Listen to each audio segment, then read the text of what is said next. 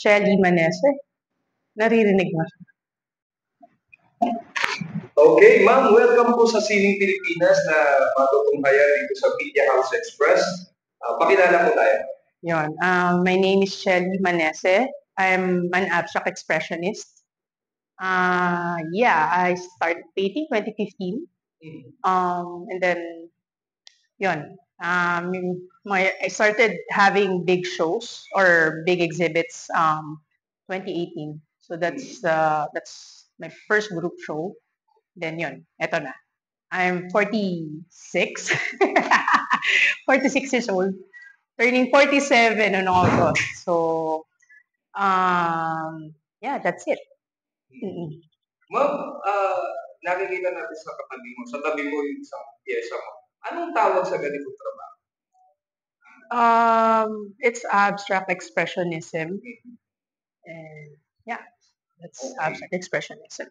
So, paano ka nakarating, ma'am, sa ganitong klase ng artwork? I mean, dumaan ka ba sa figurism, sa representational artworks, sa mga classical, or diretso ka rin sa abstract? Okay. It started when I was still working in the hotel industry. Parang naghahanap lang ako ng outlet initially. And then nakakatawa lang because in 2015, I was looking for an outlet. Sabi ko, sige, try painting. Then I went to this store. Alam niyo na yun, kung anong store yun. I bought mga ganyang materials, everything. And I started with yung flower. So it's realism talaga. So explore realism using different mediums. Meron na ako acrylic, may oil na ako that time. I know nothing about art or anything like that. Parang sabi ko, kaya ko siguro. And then I tried, walang Google or anything like that. So every day, I make it a point na may output ako after work. So usually paint ng 7 o'clock p.m. Then after that, meron na ako output. So at least one painting a night, yung ganyan. And then I showed it to my mentor. Sabi niya, I didn't know that you have this gift. Na parang you can paint pala. You know that painting is like printing money. Kahit magkano maibenta yung painting na yung pera yan. Sabi ko, boom! Okay? Sabi ko, okay. So if you want to excel in this, so realism pa rin siya, dire-diretso. Dire-diretso, realism. And then parang sabi niya yun, if you want to excel, paint every day. So I did that for 2 years until I discovered, nag-iiba na yung form niya. Okay. Kasi parang nag-i-improve na. Oo, pati yung colors. No? I started with dark colors, as in gray, black, white, the usual. Because I believe expressionism is from the heart. Yes. So parang whatever comes out, yun yung nafe-feel mo that very day. And talagang dark. Sabi ko, shucks, this is what's actually inside me. Parang ganyan. Tapos parang, yun. And then, nag-evolve siya because he introduced me to Helen Frankenthaler. She's from New York, long time ago. Just parang nakita ko, wow, galing nito ah. Plus yung mga colors that she's using, ganyan. And then parang, syempre, lahat ng mga abstract artists, nagagaya ng mga artists before. Sina Franz Klein, Helen Frankenthaler, mga Joan Mitchell, ganyan. So yun yung mga mga influence ko. So ginagaya ko sila sa isa. So, pag nakikita mo, wow, pareho yung ganyan. And then nag-evolve na siya to abstract na talaga. Kinalimutan ko na yung realism. But if I'm out of town, I usually parang paint mga trees, forests, ganyan. So yun. But still, mas mahal ko yung abstract because of the colors. And nag-evolve yung colors, pati yung style. Tapos lahat ng medium, sinubukan. Well, yung mga graphite, yung mga ganyan, charcoal, ginamit ko siya. Pati ink, may mga ganyan. Para for me to know kung ano yung direction na gusto ko. And sabi ko noon, when I was starting, ayoko nang nasa floor yung painting ko.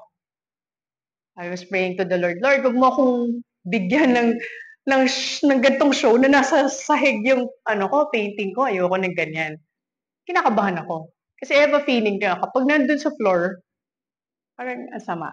Parang ganun. So, yeah. So, yun yung ko. Iba, oo. Kasi parang, kailangan may angas yung painting ko. Pag meron akong exhibit, kailangan di ko siya makita sa floor. Parang ganyan. So, gusto ko naka-elevate siya or nandun lang siya. Very firm yung ko. I visualize kasi. during the time, nag-aral ako what's happening around. Punta ako sa galleries, punta ako sa museums.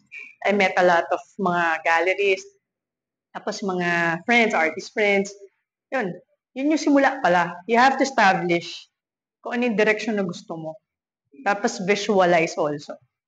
I visualized myself na parang nagsho-show ako, nakikipagkamay ako doon sa mga collectors, mga friends, ganyan. Ganyan yung ginagawa ko noon. And na-visualize ko rin na nakakabenta ako, as having photos with other people, ganyan. So yun yung ganung ginawa ko. So, parang manifesting na. Oh, right. And it's parang law of attraction. I believe that. So parang, I have to think of this, every day visualize.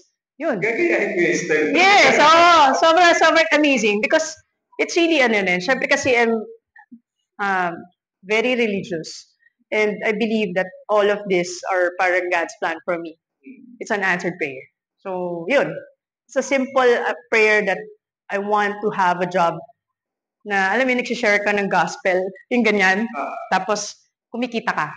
And all of my paintings now are about, well, from the start, it's about Jesus or about the Bible, worship songs, mga ganyan. So, yun yung lumabas na finally, na hindi na siya kasing dark ng dati. And I can show siguro mga photos of my dark paintings at magugulat ka talaga yung simula. Yung transition. Oo, pero yung realism, it started na colorful. Ang ganda ng colors. Pero still, yung parang background may dark pa rin. Parang ganon. So, it's a combination of dark and light. Parang nasa gitna ka, and you're trying to put them together na hindi possible. Parang ganon yung effect. So, i-blend. Oo, pero imposible siya. So, yun. Nag-evolve siya. Until now, it's evolving, nag-iiba yung style, and nakakatuwa because I'm growing. And, maganda yung word na yun, growing. Diba? Growing, yes. So, kailangan natin na yes. grow. Diba? And you're ready for growth. Yun din. Diba? Parang yung iba ayaw eh. Yeah. So, anyway, bukod sa pagpipinta, mayroon ka pa bang ibang pinagkakaabala form of art, like music? Yeah. Yes. I used to play guitar. I used to be a lead guitarist and rhythm before. During the 90s. Rockista ako. Wala na lang bakas sa wala na lang bakas sa ganyan tayo. So, wala. I still I have that yung heart for music. Yeah. I love music. I listen to all kinds of genres. Yun, and every Monday I still play my guitar. So, yeah. I love music sobra. At dapat magko-conservatory ako but it didn't push through because, yeah. Sabi nga wala daw pera sa art. Sumunod lang ako. Ayun. Kaya ako naman naitanong mo kasi gusto kong linawin yung connection ng music sa visual arts. Okay. How does it affect each other? To me, parang it's not affecting each other, it's connecting. Yeah, right? Exactly. It connects. Because when you paint and you're listening to music, it also affects your thoughts, no? Because I tried listening to podcasts. Hindi effective kasi you're listening and painting at the same time. Parang di pala pwede yun. You cannot really multitask. So when you listen to music, it gives you groove. Parang yung flow. When you listen to rock, it can appear also to your painting. So parang hindi siya nagko-contradict. Except na lang if you're doing something na, let's say, yung theme niya kontra doon sa ginagawa mo, that will affect siguro, or your bad mood or something. Yung emotion, more on emotion, siguro yung makaka-affect sa gitna nung niya. That's my So basically, sinasabi natin na it helps na may nakikinig ng favorite music while painting. Yes. Kasi it isolates you from the rest of the world. Nakaka-focus ka din sa ginagawa mo while merong background or visual soundtrack kung pinakikita. Yes, right.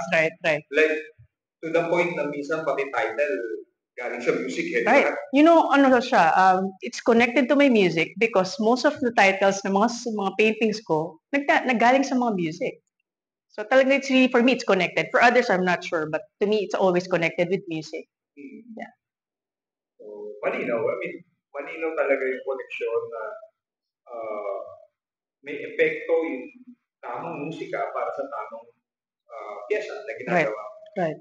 Well, sa lahat naman ng bagay, minsan kahit nagluluto ka lang, something makinig. That's right. Napapasaya ka pa, yeah. Mas ganado ka. Anyway, ma'am, isa ko pang tanong kasi, yung piyesa na nasa tabi mo yun, ako na, biktima rin ito. Akala ko racing. Di ba? Kung una kong makita ng opening nyo, akala ko racing. Pwede pang ikwentuhan kami kung sa ganitong estilo ng magawa. Okay.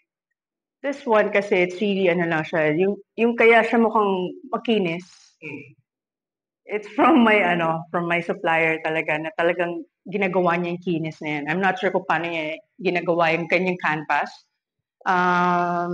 Hindi siya masilya, I'm not sure kung masilya siya or what. I have to ask him. But this, simple, ano lang siya, I use paints gray all the time. When it's this color, paints gray. My favorite color. I love gray kasi. So, I use palette, and also, brush. Nag-ano siya. Tapos yung layering niya, palette, brush, yung ganyan. Tapos yung, depende, and I use, mga high-end paints. Kasi I want to sell my works, plus, of course, I want them, yung worth ng money, to have yung worth ng money na binibili nila. Quality, talaga. So, yun, nakakachamba. So, yeah, yung mga texture na yan, I think it's because of the mixed media. I combine, you can see itong mga, mixed media, meaning I use gouache. Ito kasi gouache to eh. Itong red, parang it's burnt sienna.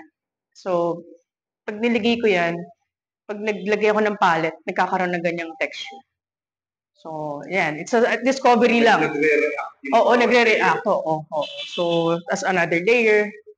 Ayun. So, pero yan lang. Ito lang ang gouache ko. Itong red lang ito. I love it kasi.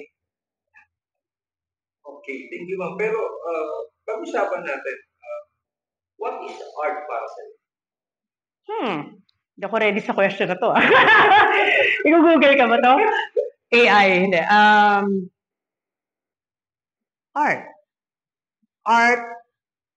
Shucks, ang hirap naman ng question na to. Art to me. Sige. Pinawisan ako dun. Okay. Okay, ma'am. Ma'am, ang isa sa mga tanong ko ano ang art para sa'yo? To me, art is, really, it's a combination of gift. It's actually from the Lord, from God. He's the giver of gift. And it's a combination of your heart, parang yung passion and discipline. To me, that's art. And continuous learning. There's a movement and adaptation to change. Yung ganon. So, tas ang daming mga papasok na iba-iba na, yeah, like you said, it's music, yung mga ganon. So, to me, it's art. It's really from the heart. Hindi siya madaling intindihin kasi galing, iba-iba yung nasa heart ng ibang tao eh. So, iba-ibang expression. So, you cannot compare kung paano in-explain gati art niya or art ko. So, walang apple versus orange. Wala. Malabo. Yes. Kahit sa ibang sa'yo, iba rin ang art, no? For me, it's really, yun. Kasi malimit, nagkaka-compare tayo sa mga gawa, pero tayo eh. Walang magkakapareho ever. And every piece that I created is really, iba. Walang, kahit gayahin ko to, hindi ko magagawa to ulit eh. Parang ganon. It's really from the inside. To me, abstract expressionism is like that. Ito yung emotion mo, ito yung karanasan mo at the time being yung ginagawa mo siya. Yeah, yes. So, pwedeng hindi na siya maulit. Hindi talaga. Not possible. You never have the same feeling or yung setting or yeah. Or mood. Yes. Yun eh. Yung connection to that very moment. It's really different. And yeah. Does that make sense? Questions. Paano naka-apekto o naka-apekto ang art sa pamumuhay sa'yo bilang okay. To me, important is yung discipline. Okay. Kasi I discovered, marami kasi mga artists that they paint 3 in the morning. That's possible eh. Na you have, parang for you to be more productive, you can do it in the morning pala. It's just disciplining yourself that you have to interchange lang yung mga Yung Time mga, management. sobra. So, yung parang, it's really, yung disiplina mo. And, of course, you have to love yourself also. No? Hindi mo kayang gawin yan kung di mo mahal ang sarili mo. Yung iba, ina-abuse yung sarili talaga, nagpupuyat, papakamatay sa kakapuya. Pero hindi, that's how they do it. I'm not saying na, ito kasi ako, ito yung learning ko. Nagdaan ako doon sa, as in, madaling araw, inaabot. Sabi ko, nag-change ako to 2 o'clock. Now, I'm painting in the morning. It's really, discipline. Kailangan yung time. Pag sinabi mong time, ito, you'll paint at around this time. Yun, gising ka. Yun. And then, a lot of things ginagawa ko talaga is, very stiff ako sa time. Malimit ako magkikita kahit naglalaro ako. Inorasan mo yung oras mo sa studio? Yes. Or yung sa isang particular campus? Yes. Talaga? May logbook? Wala naman. Pero meron akong, may time limit ako for myself. It's like 3 to 4 hours a day. Because I remember one of my mentors said nga, dami kong mentors, but ang kinukuha ko lang syempre yung mga useful for me. Yung parang 8 hours, you have 24 hours. How do you manage your time? I want to have a balanced life. I want to have time with family, with friends, like interview like this, painting, church, services, something like that. So that's, to me, it's really time management and how you deliver. Yung ganon. As in, inuurasan ko bawat pag naglalaro ako ng tennis, titingin ako sa oras, uy, sobra na ako. Kasi minsan may alarm pa ako. Kaya ako naitanong kasi, I have a friend na pag-upo niya, time in. Pagtayo niya, time out. Ganon? Nasa notebook yun. Galing. Documented. Oo, so sa isang pyesa, alam niya kung ilang oras yung kinusumo niya. Oo, kasi that's how he computes his, siguro, his work. Siguro, dahil stiff din iba rin yung level ng kanyang discipline. Oo.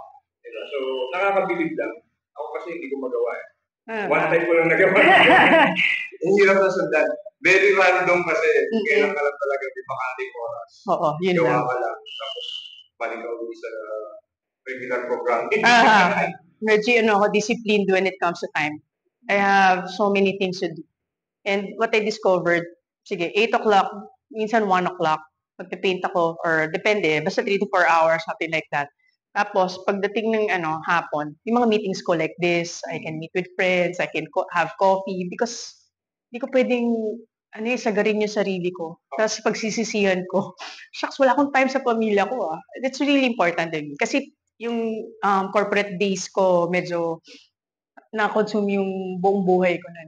That's like 20 years and I don't want to do that again. Because I learned, I want to spend time with my loved ones na. So, yeah. Napag-uusapan yung corporate life, and arts. Do you have a full-time job right now? Or a full-time artist ka? I don't have. I'm a full-time artist since 2018. Wow. So, tingin mo ba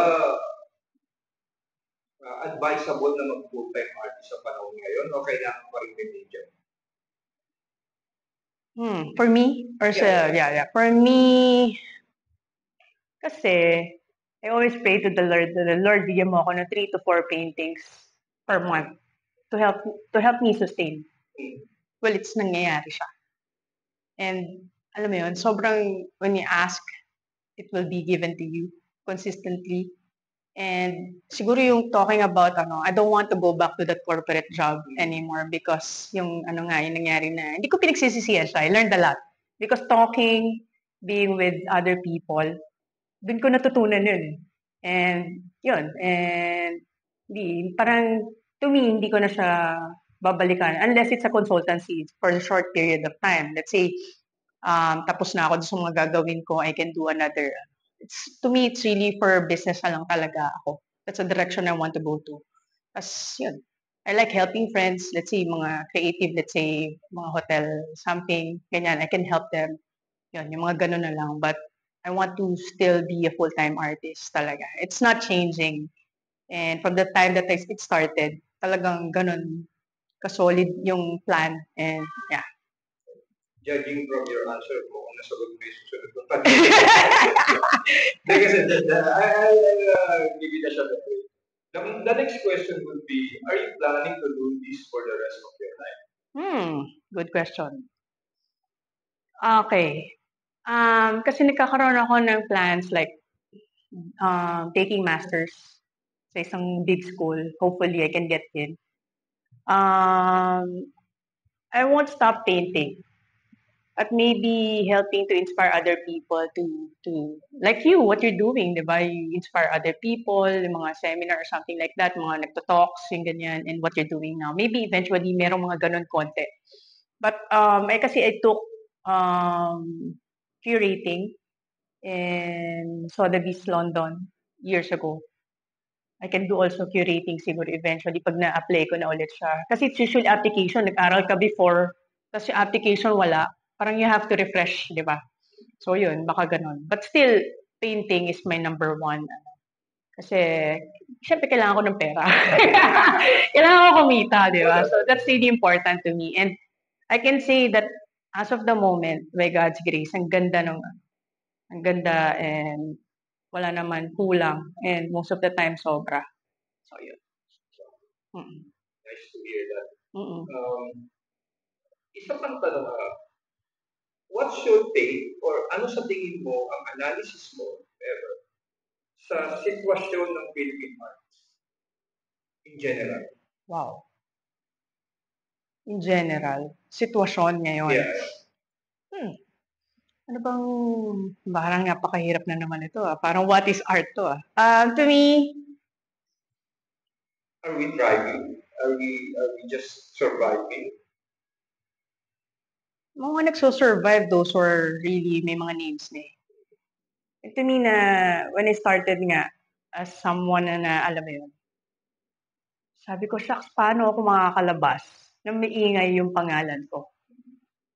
Yun yung mga iniisip din ng mga artists ngayon. Can be thriving, but at the same time, nahihirapan talaga yung iba na sobra. Oo. Kasi dami struggling artist. So, tsaka daming artist ngayon. Yes. Instagram, di ba? Ang daming lumalabas na parang, that's ano lang, to me, equality of work. Sana maisip na natin na yung quality of works dapat ma-deliver ng ganun ka-solid pa rin. Not because si Instagram, nagbabayad ka, yung ganun. Kasi parang yun yung nakikita ko lang. Na parang kahit sino pwede na lang magbenta. So that's why marami ng options tuloy yung mga collectors. They support mga emerging mga ganyan like me and yung mga ganon. So, nagkakatalo na lang talaga kung paano yung itsura niya in person, quality ng work. So, yun. And nakakatuwa dahil Filipinos are really natural yung artistic nila gifts talaga. So, yun. So, given that, 10 years from now, nasa tayo? Now? 10 years from Parang now. paggulo yun, si AI, nanggugulo na rin eh. Ang dami ng no? Parang yun yung naging problema ko dati sa corporate world nun. Na parang ano mangyayari after 10 years or 5 years. And it's happening na parang because of the online, everything online, everything is accessible. Every art can be printed na. Pero still okay, I think. Because talking about online or digital works, ang layo sa original na paint talaga. And iba yung ginawa mo by hand. Iba yung quality na, iba yung gift na ginagamit mo. Yung digital, there's a gift, but yung parang, ewan ko, flat? Something like that. And every time you see good work, you can connect. Pero to me, it's digital, I don't know, hindi ko alam, pero yun yung ayokong dito ng mga digital artists. But to me, iba pa rin yung quality na talagang gawa ng kamay and paint yung ginamit na talagang maganda yung quality. I don't know. Yun yung ko. So tingin mo 10 years from now, kumbaga influence or infuse na tayo ng technological advancement. And that's my next question. Actually, what's your take on AI na kumbaga kumakalat ngayon maging sa art world, di ba? Hindi lang sa ibang larangan ng buhay, di ba? Transportation, medical, communication. Lahat na, no? Lahat AI. Yeah. When it comes to creatives like writing, photography, visual arts, may AI na rin. Diba? What's your take on that? I mean, does it help or dapat ba tayo mag-worry? iba-ibang siguro aspect.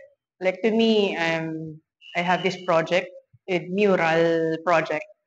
Let's say, may mga ganyan projects ako on the side. Ginagawa ko rin yan eh. I'm helping other mga artists na magkaroon ng project sa hotel, something like that. Do I have to mention that?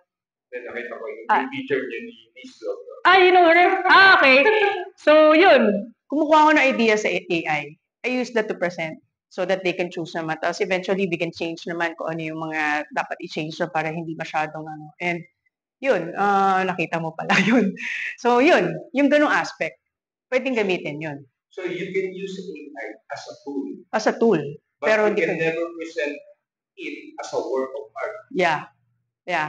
Kasi, yun lang yun. For presentation purposes. For example lang, nag-submit ka ng computer printed na ginawa mo sa AI application and you claim na ito painting ko, pinirmahan mo. Diba? Parang doon tayo may problema. Marami gumagawa nun. Actually, marami gumagawa nun. Mapapansin mo naman, wala na isang brush strokes. Yes. Diba? Iba nga yung ano lang. Walang texture. Wala. Diba? Parang mapapaisip ka. Akala nila din ito eh. Kasi, it's really flat. But what they do, they put something na parang clear para lang magkaroon ng texture na ayaw ko kung ano medium yun that they have to put para lang kunwari may texture. China works are like that. Kasi nakita ko yan eh. If this will be my competition, yung mga from China, kita ko yung ginagawa nila eh. Meron lang clear na parang pang texture para masabi namin, parang gesso na clear. Para lang masabi na may texture o na, uy, original to. Pero sabi ko, parang meron, di ba? Pero makikita mo print eh. Kasi pag may texture, may shadow eh. Oo. Di ba? Pag nailawan, may nag-create yung shadow sa underneath. Yes. So, pagka alam mo printed, parang never na magkaka-shadow kasi it's all flat. Di ba? Ewan ko. Gawa ng flatter. I think gumagawa lang ng mga print talaga na ganun ka-solid or mga famous mga artists na they have all the right because they have established their names. But there are some artists that they print, they paint, ganun. Cover pa rin with acrylic or oil. Merong gumagawa nun. May mga kilala akong gumagawa. Mixed media na yun. Mixed media na yun, yes. Well, tingin ko kasi, personally, wala namang masama.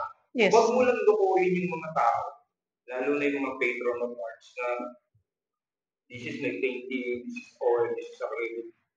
Pwede pa, alam printed lang ng computer. Tapos yung images na ginawa mo ay galing sa iba't ibang images na nakapondo sa AI. Yeah. Which is, hindi sa'yo. Diba? Reclaiming, Pero hindi, ako, totoo lang, I don't like lying. I don't like yung may mga schemes ka para manloko ng tao. What I want is to give the best. Yeah. Diba? Bakit lolokohin mo yun? Like, magpo-concert ka tapos lip-sync pala. Diba? Tuwan-tuwa ka ng tao. Pero alam mo naman na naka-off yung mic mo, diba? Panloloko. To me, it's if you've done something wrong, babalik eh. Malaking karma. Malaking, kumbaga sabi nga ng mga kapatid natin sa Visayas, gaba. Diba? Malaki yung gaba. That's the word, gaba. Yung balik mo. So sana, huwag mong mangyari sa kanila sa mga mandaloko. Kasi gusto natin ipakilala o isulong yung art bilang isang makapangyarihang medium. Yeah. Na nagsasabi ng katotohanan, nagpupuwento ng karusan, diba? Nang hindi tayo nananakit at hindi tayo naluloko.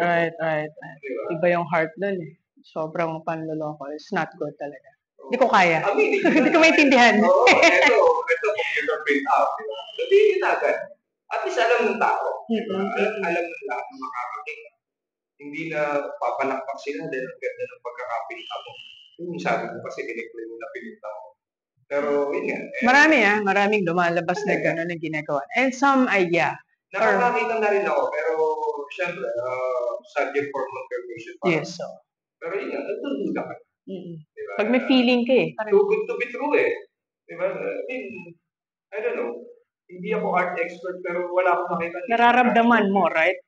When you're connecting, kasi it's really important when you're connected to that painting. Makikita mo eh.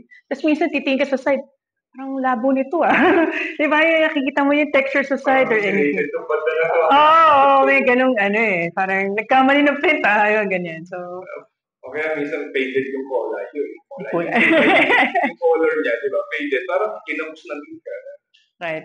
Yung mga ganun.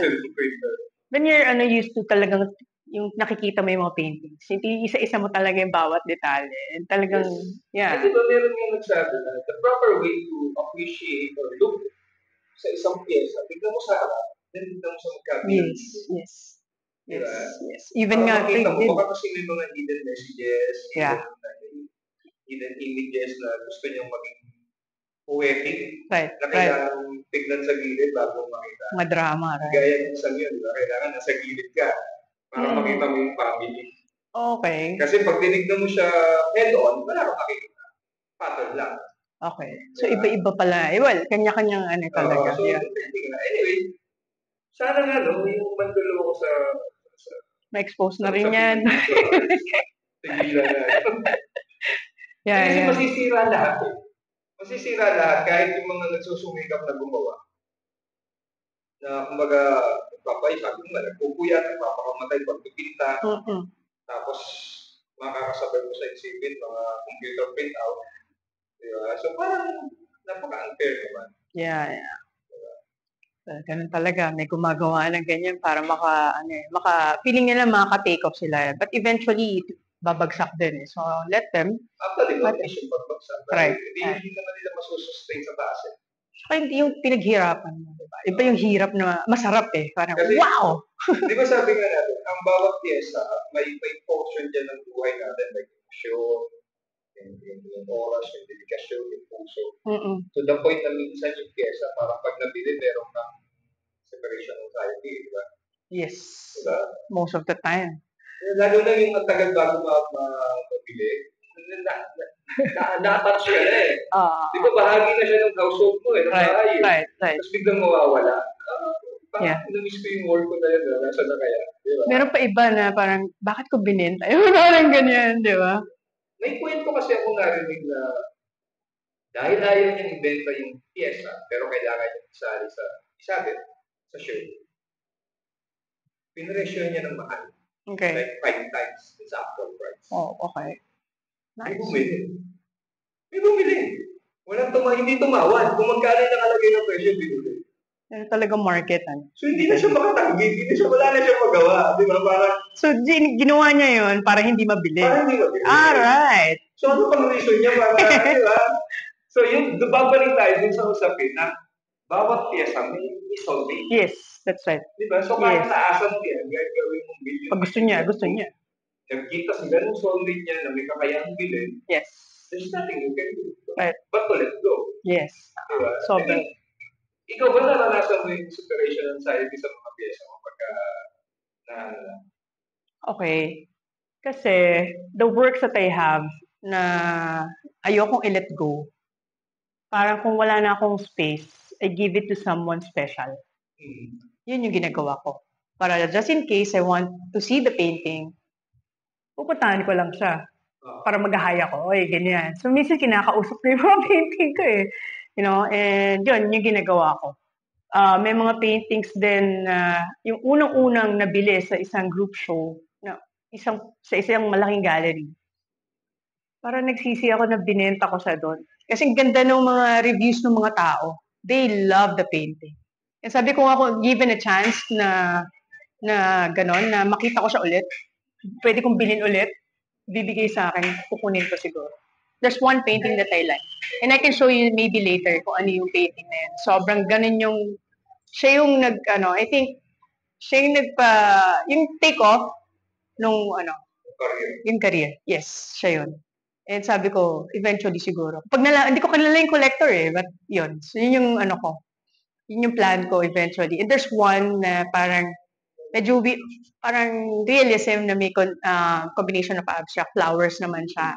Yun, sabi ko, bibilin ko ito pag nakita ko. And di ko kilala nga yung mga collectors namin because galleries, they don't They don't give information kung sino yung kumuha. Yes, they don't. As in, we don't meet our collectors. But eventually, pinakita sa akin. Is that because ayaw ng gallery na magkaroon kayo dahil Yes, database. They're protecting. mababay pa sila. Yes. Possible. Nilirita na sa'yo. Yung mga ganon, iniiwasan nila. Well, we respect that because they support us. We have this business, good business relationship, which is happy naman. Nababanggit natin yung gallery. Tingin mo, gaano kahalaga ang mga gallery para sa mga artists? Okay. To me, very, very important. Especially you would want your name to be known. Yes. And yung the price of the piece, it's important also because sila yung nag-establish nung ano na yan, na ito yung presyo na niyan, ganyan. So, hindi ko siya naiintindihan before because people can directly call you naman. But para makilala ka, I think it's really important. And you have to protect the business relationship na meron ka sa kanila.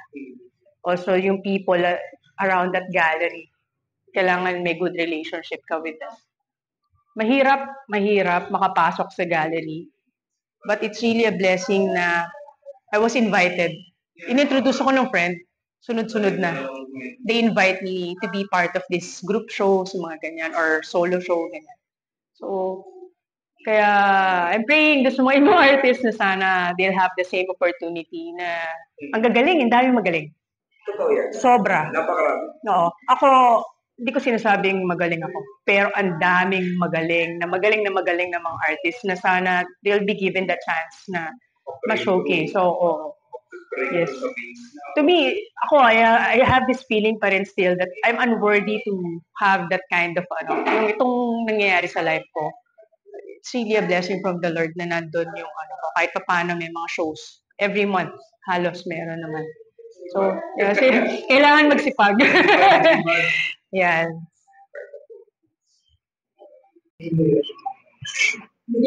Isa sa tanong ko yun, gaano kahalaga yung suporta ng pamilya para sa iyo bilang sa artist? Okay. It's really important because it gives you parang it's like somebody commenting sa mga work mo, parang it gives you power or parang strength to go on, parang ganyan. Initially, I don't have that support because they didn't know that I'm painting. As in, it's like parang tinago ko siya. Na akala nila it's just parang a passion na, alam mo yun, nagpe-paint ka lang. Tapos di nila alam, nagiging pera na siya. Tinatago ko siya, di nila alam. Until nagkaroon ako ng first solo, which was 2020. That's the only time na nalaman nila. Pandemic pa yan. So, na-shock sila na parang, tas yung price ng mga artworks, nagulat din sila. Parang paano nangyari yun? Hindi sila makapaniwala na merong ganong nangyayari sa life ko. And like I said, sinabi ng mommy ko, walang pera sa art. Ba't nagulat sila? May pera pala sa art. So, nalaman niya na yung sagot niya, yung tanong niya, ay dun sa statement na yun, long ago, nag-iba na yun. And, yun, they're very supportive now. Kahit minsan ayoko kasi yung parang, ang ganda ng ganito, ayoko na masyadong complimented ka, yung ganyan. Yung kino-compliment lahat ng works mo, especially family. Parang nakinikilig ako, pero ayoko ipakita sa kanila na, alam mo yun, yung ganong kilig. Keep ko yun. But natutuwa ako every time na they like my works, ganyan. So, yun yung mga ganon. Nakakilig siya. And it gives me power, strength, and yung courage na I have to continue this because they like it. Number one, fan mo talaga yung family mo. And yun yung na-realize ko sa mga challenges na kahit anong mangyari, your family will support you. Positive, negative, minsan, they will support you all throughout. Talaga, yung walk mo with that path, on that path. Ayun. So, ma'am, balita ko meron mga upcoming show, solo show. Tell us more about it. Okay. Plug natin. Okay, thank you. Thank you for this opportunity rin that you're actually interviewing me. Yun, I'll have my 4th solo show at Conrad Manila, Sea Gallery. It's going to be on July 15. For 3 months, alam ko yung mga shows sa Sea Gallery. So I'll have like 17 works, different sizes. And yun, sana support by going to Conrad Manila. Yun, so ang title ng show, The Light That Never Goes Out. Because I've gone through yung nakwento ko kanina from December yung mga struggles and challenges nung time na yon. Parang yung light that never goes out, nandun lang pala yon all throughout my journey. And minsan di mo makikita yung light na yun kasi you're depressed or you're worrying about something, yung mga ganyan. So, yun yung inspiration nun. The light that never goes out. Yes, so. And ayaw mo tignan because you're enjoying the emo. Yung emo. Sarap nito yung ganyan. So, parang to me, yun yung time na yun. And nakawala na ako doon. Ito yung the light that never goes out talaga. And yun yung direction. So, masasabi natin, is it safe to say na itong upcoming show mo is a sign of moving on? Yes. With conviction. Yes. Yan. Ma'am, ito yung parte ng programa na tinatawag namin, tinatawag namin WOW. Okay. Words of Wisdom. Okay. So, ito yung payo na hihingi ako sa inyo ng payo or anything advice or para sa mga fellow artists na sa mga manonood natin. Okay. Go ahead. I was asked the same question long time ago. The same answer I'll give you. It's don't forget the giver of gifts. It's God. And always give thanks, no? Because siya yung tutulong sa'yo dumiretso doon sa daan na yun. So, didiretsuhin niya pa rin yun kahit baliko-baliko yung mga daan mo. And appreciate Thanksgiving, yung ganyan, simple thanks, yung ganyan. And yun. Yun lang. Period. Appreciate the giver of gifts and be grateful all the time. Yeah. Okay, do you have any website, Facebook page, Instagram that you want to? Okay. Maraming nahihirapan dito kasi yung name ko is Chelly Manese. It's, Instagram is chellymanese.art. And this sa Facebook, I'm not sure kung ma-access kasi it's private. But siguro Instagram na lang. chellymanese.art. Can you spell it out na? Spell it out. Okay. C. Kasi Oo nga. Hirapan din sila. It's actually Chelly talaga po. Huwag nating kalimutan. It's COELI. Tapos yung last name ko is Manese. One word. .art. Ayun. Anybody you want to Of course, I thank you for this time. I am enjoying, I enjoyed our coffee and yung mga talks natin mas kanina pa. So, yun. Thank you so much. And, ano pa ba? Yun lang muna siguro. Ikaw na lang. Ayoko mag-mention. Baka mahuli ako. Ayun. So, yun. Thank you, Chris, for this opportunity. And, yan, sa more power sa show and everything that you'll do. Galing. So, totoong tao yan. Hindi yan AI o alien yan. Hindi mutant. Minsan AI ako eh. Ang keyboard na. Pumutok yung ko. Shoot. Ang kulit. So, yun. Thank you. Ang kulit mo, pumutok yung... Thank you, boss. Thank you. Ano ba to?